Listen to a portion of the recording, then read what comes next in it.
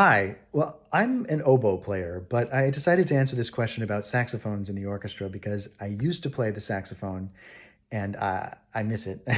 And I played it in jazz band and wind ensemble, even symphony orchestras, although never with the Cincinnati Symphony.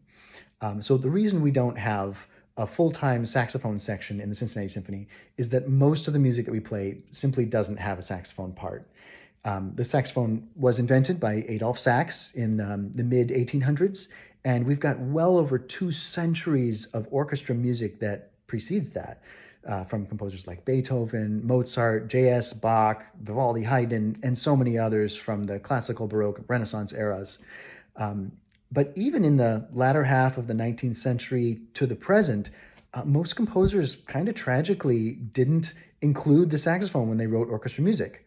But there are some great exceptions, including Ravel, Mussorgsky, Gershwin, of course, like American in Paris, Prokofiev, and not even to mention all of the musical idioms that we get to explore in the Cincinnati Pops, like rock, Broadway, and jazz. So when we do have saxophone parts in the orchestra, we rely upon our network of musical friends, mostly locally here in Cincinnati, to join us on stage as guest artists. And even though we don't get to play with them full time, we consider them to be full and equal colleagues because they are excellent at what they do. And it's a real treat to have saxophones on stage.